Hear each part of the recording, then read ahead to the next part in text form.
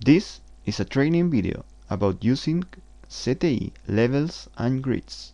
Use this application to define levels and grids rapidly when you're starting a new project. You can create only levels, only grids, or both at the same time. When you create levels, you have the option to also create the floor and ceiling plans. How to use it?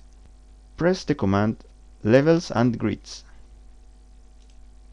The application uses the metric system. All units must be entered in millimeters. Enter the distances between the grids in the X and Y axis. Enter the number of levels desired. This has to be an integer.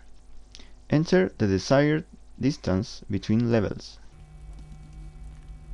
Check if you want to create plans and ceiling views of the created levels. Press Grids, Levels, or both of them.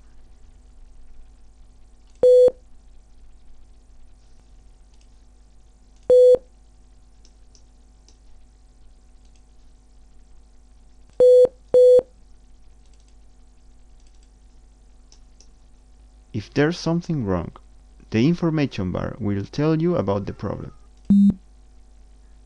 To create levels, the active view should be a vertical or 3D view. To create grids, the active view should be a plan or 3D view. To create levels and grids at the same time, the active view should be a 3D view. Be careful using this application on projects that already have geometry and information.